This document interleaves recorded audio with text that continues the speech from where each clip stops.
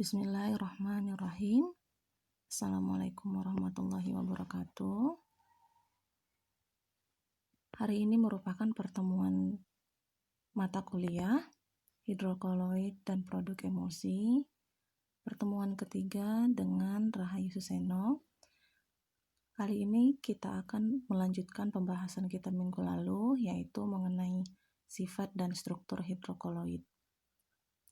Sebelum kita lanjut ke pertemuan hari ini, saya akan mengingatkan kembali apa itu hidrokoloid.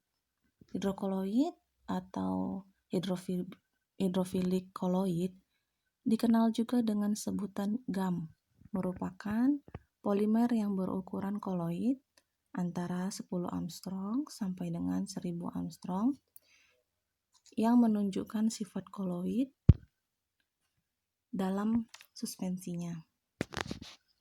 Pertemuan kita hari ini akan melanjutkan mengenai sumber-sumber hidrokoloid dari hewan, mikroba, dan sintetis, yang mana minggu lalu telah kita lihat sifat dan struktur hidrokoloid yang bersumber dari tanaman. Yang akan kita bahas pertama yaitu hidrokoloid bersumber hewan,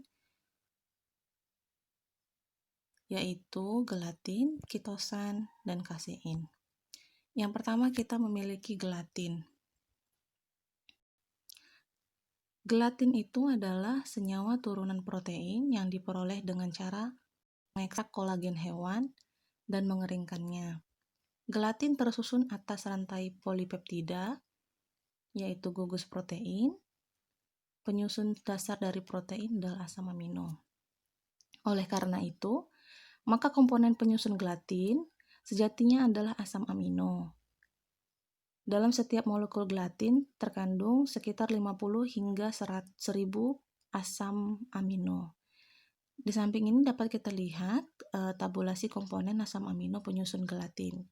Yang tertinggi yaitu prolin, lalu ada glisin, ada asam glutamat, ada arginin, alanin, dan ada asam amino lainnya. Berat molekul gelatin sekitar 90.000 gram per mol, sedangkan rata-rata berat molekul gelatin komersial sekitar 20.000 hingga 70.000. Gelatin larut dalam air, asam asetat, dan pelarut alkohol seperti gliserol, propilen glikol, sorbitol, dan manitol. Tetapi tidak larut dalam alkohol, aseton, karbon tetraklorida, benzen, protium ether, dan pelarut organik lainnya. Gelatin mudah larut pada suhu 71 dan cenderung membentuk gel pada suhu 48. Sehingga pemanasan yang dilakukan untuk melarutkan gelatin sekurang-kurangnya yaitu 49 derajat Celcius atau biasa pada suhu 60-70 derajat Celcius. Gelatin memiliki sifat dapat berubah secara reversibel dari bentuk solid ke gel, membengkak atau mengembang dalam air dingin. Dapat membentuk film, mempengaruhi viskositas suatu bahan, dan dapat melindungi sistem koloid.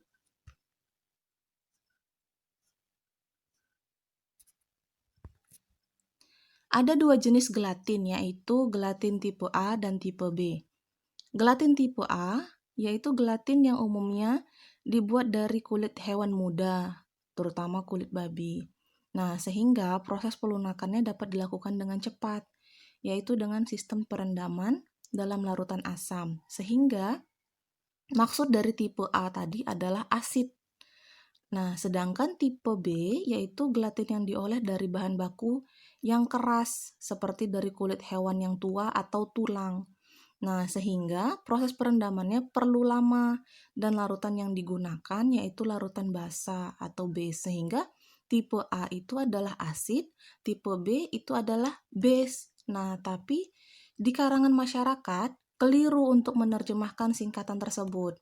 Nah, sehingga Konsumen sering menganggap B adalah singkatan dari beef atau sapi, sehingga gelatin B dianggap sapi, padahal belum tentu, bisa saja dari tulang babi atau lainnya. Selanjutnya kita lihat kitosan. Kitosan adalah salah satu polimer rantai panjang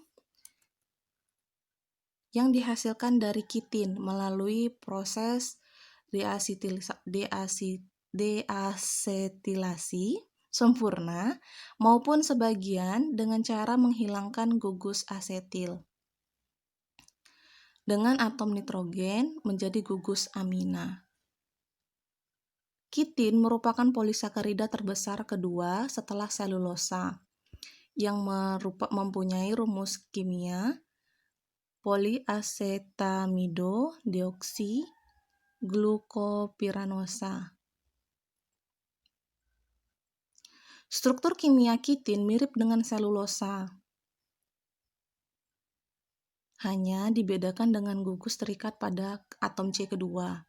Jika pada selulosa, gugus yang terikat pada atom C kedua adalah OH, maka pada kitin yang terikat adalah gugus asetamida.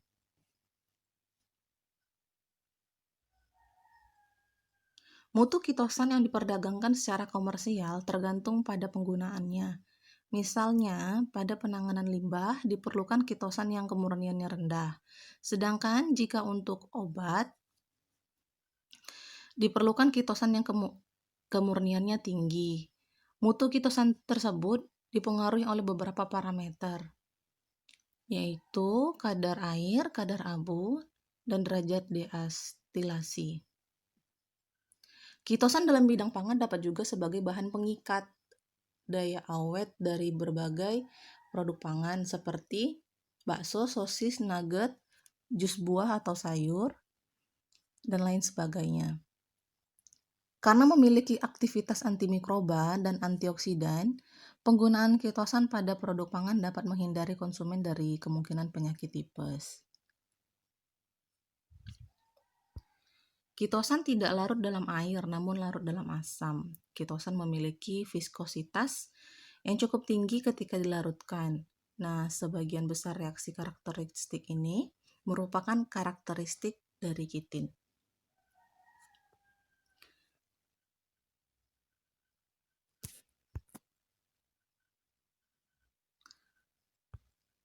Kitosan ini belakangan banyak diproduksi dari limbah kulit udang, ya, seperti bisa kita lihat persentase kitin pada berbagai sumber.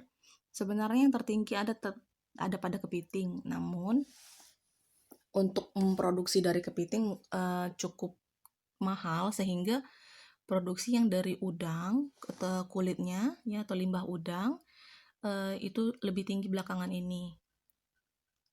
Selanjutnya kita ke kasein. Kasein ini merupakan golongan protein yang komposisinya mencapai 80% dari komposisi keseluruhan protein susu. Nah, protein kasein ini terbagi menjadi komponen-komponen yang umum dijumpai. Nah, yaitu beta kasein dan kappa kasein. Nah,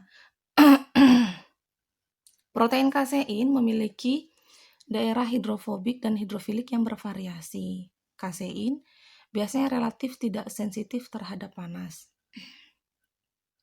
Dibutuhkan temperatur di atas 120 derajat Celcius untuk merusak struktur kasein hingga menjadi tidak larut dalam air. Nah, di sisi lain, kasein cukup sensitif terhadap pH. Nah, karena kasein ini merupakan protein, sehingga protein kasein itu akan mengendap pada titik isoelektriknya. Protein kasein mempunyai massa molekul sebesar 106 hingga 109 Dalton. Kasein ini mampu menyebarkan cahaya, sehingga keberadaan kasein pada susu ini yang membuat susu menjadi berwarna putih. Kasein banyak digunakan dalam industri roti. Hidrolisat kasein ataupun kasein yang telah diproses oleh enzim itu biasanya digunakan dalam industri roti. Hidrolisa tersebut diketahui dapat mempunyai fungsi emulsifikasi, pengikatan air, dan menciptakan busa pada makanan. Nah, penambahan kasein yang dihidrolisis oleh asam telah dilaporkan mampu meningkatkan kualitas roti. Selanjutnya kita menuju contoh hidrokoloid yang bersumber dari rumput laut. Yang umum kita ketahui adalah agar. Nah, kali ini kita akan membahas mengenai keraginan dan alginat yang sama-sama bersumber seperti agar yang bersumber dari rumput laut. Yang pertama kita punya keraginan. Secara alami, terdapat 3 fraksi keraginan, yaitu kappa keraginan, lambda keraginan, dan iota keraginan. Keraginan adalah senyawa yang diekstraksi dari rumput laut, ya, dari famili Rhodophyceae dan Eisema spinosum, ya, yang terdiri dari rantai poliglikan bersulfat dengan massa molekuler kurang lebih di atas 100.000, serta bersifat hidrokoloid. Keraginan digunakan pada makanan sebagai pengental, pembuat gel, dan emulsifikasi. Nah, tipe keraginan tadi yang telah disebutkan itu ada iota keraginan, kappa keraginan, dan lambda keraginan yang dibedakan berdasarkan presentasi kandungan ester sulfatnya.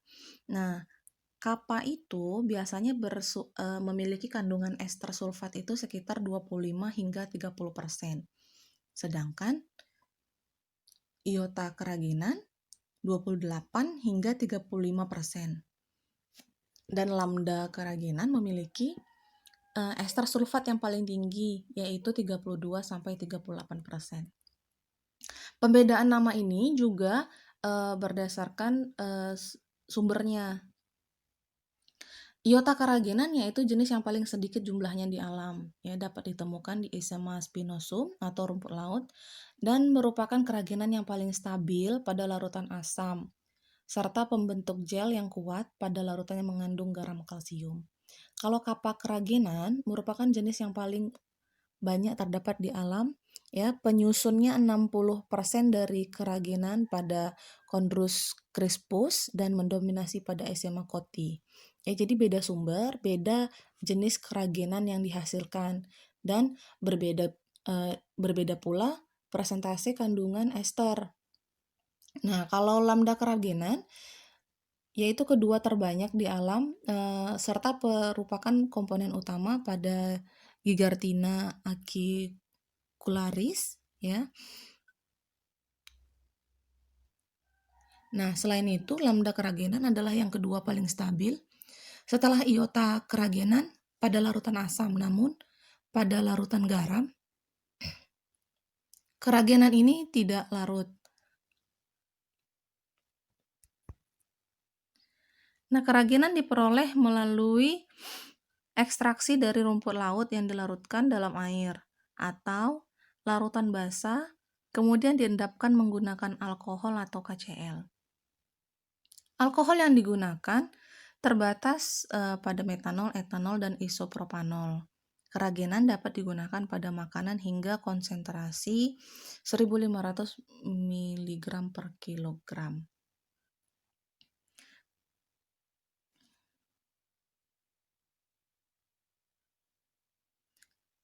Tadi kan kita telah membedakan bahwa keraginan dibedakan dengan agar berdasarkan kandungan sulfatnya. Keraginan mengandung minimal 18% sulfat, sedangkan agar-agar hanya mengandung sulfat 3-4%.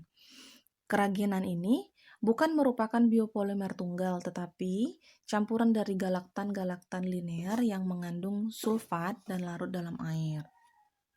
Biasanya kappa dan iota keraginan itu larut dalam air panas sekitar 70 derajat Celcius. Sedangkan lambda bisa larut dalam air dingin. Keraginan bisa larut dalam susu dan larutan gula, sehingga sering digunakan sebagai pengental atau penstabil pada berbagai minuman dan makanan. Nah, dapat membentuk gel dengan baik sehingga banyak digunakan sebagai gelling agent dan pengental. Nah, itu dia tadi keraginan. Selanjutnya kita punya alginat.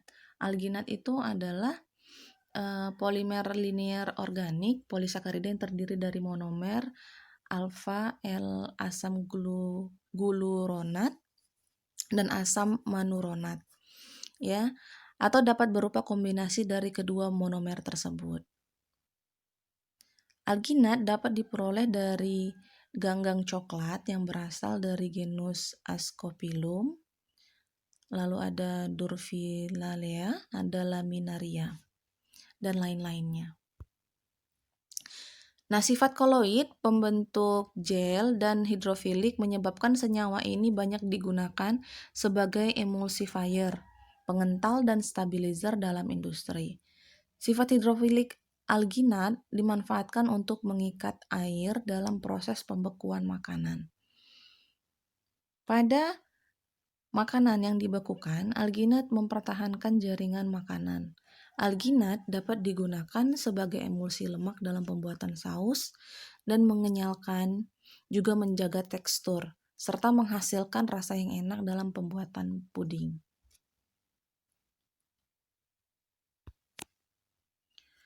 Selanjutnya kita memiliki sumber hidrokoloid yang bersumber dari mikroba. Pada contoh kali ini hanya akan dibahas gam santan, ya, sehingga bisa dipilih untuk tugas. Ya, apa itu santan gam? Santan gam itu adalah polisakarida yang didapatkan dari hasil fermentasi aerob Xanthomonas campestris yang dapat larut dalam air dingin. Dan fungsinya pada pembuatan permen itu biasanya sebagai pengental. Nah, santan gam ini tidak cocok apabila dipergunakan bersamaan dengan gam Arab pada permen dan yang ber-pH rendah, tetapi cocok apabila digunakan pada pati dan pektin. Struktur primer gam santan tersusun atas 5 gugus sakarida yang berulang, yang masing-masing mempunyai 2 gugus glukosa, 2 gugus manosa, dan 1 gugus asam glukuronat dengan perbandingan molar sebesar 2,8 berbanding 2.